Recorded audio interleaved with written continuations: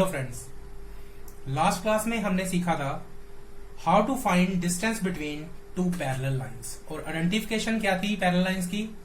उनके दोनों parallel vector क्या होते थे? प्रोपोर्शनल। क्या ये प्रोपोर्शनल है? नहीं। तो आज का हमारा टॉपिक है distance between two skew lines. अब ये स्क्यू लाइंस है क्या?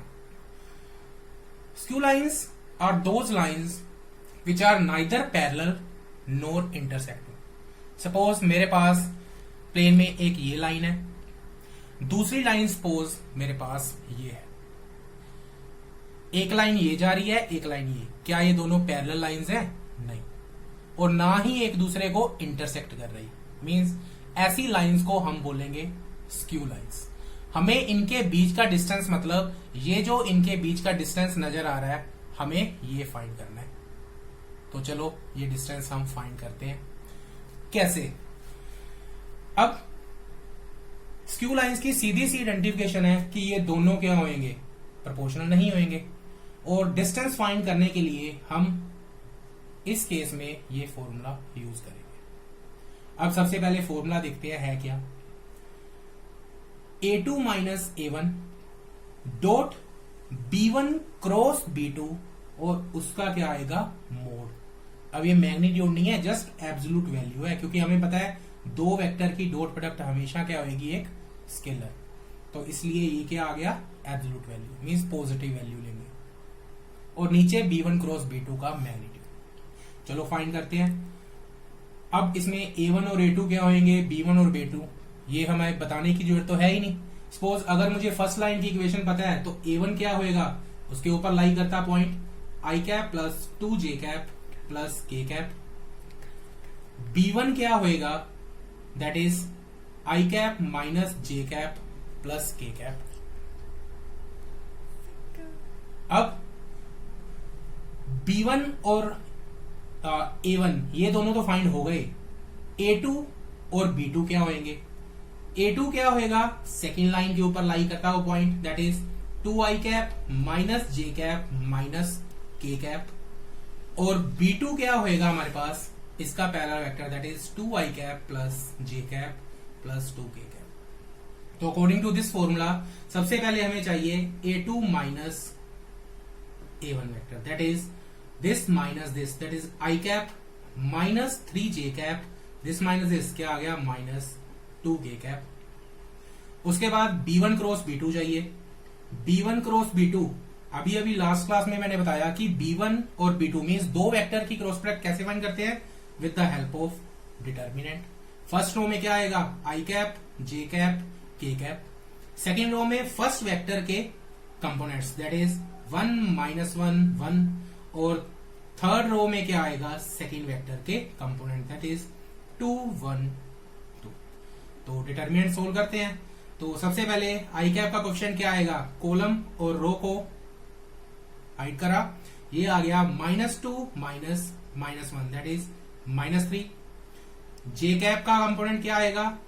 सोल्विंग करी, दैट इज 2 माइनस 2, ये आ गया हमारे पास 0। के कैप का कंपोनेंट क्या आएगा हमारे पास?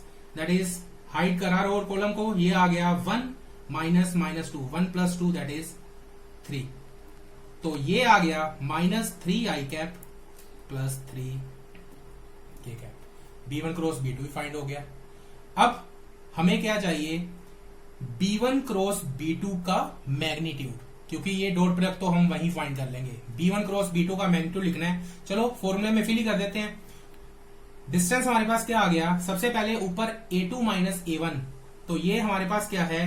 That is i cap minus 3j cap minus 2k cap. इसकी डॉट प्रोडक्ट हमने करनी है विद B1 क्रॉस B2, वो क्या आया है? -3i cap plus 0j cap plus 3k cap mod upon magnitude of B1 cross B2 means root of इसका magnitude, that is -3 square plus 0 square plus 3 square. तो distance is equal to दोनों की dot product means दोनों के corresponding component की product का सम। तो ये आ गया 1 into -3 plus -3 into 0 plus -2 into 3 whole upon root of -3 square that is 9 plus 9। तो मोड ऑफ ये हमारे पास आ गया -3 प्लस 0 बना और ये बन गया -6 अपॉन रूट 18। तो डिस्टेंस इज इक्वल टू -9, -9 का मोड 9 अपॉन रूट 18 हमारे पास क्या होएगा 3√2। तो डिस्टेंस हमारे पास आ गया 3 अपॉन रूट 2। तो हमें पता है डिनोमिनेटर में रूट वाली टर्म नहीं हम छोड़ते, तो हम रूट से मैं 2 से मल्टीप्लाई एंड डिवाइड कर देता हूं। तो डिस्टेंस हमारे पास एट लास्ट क्या आ गया 3√2 अपॉन 2।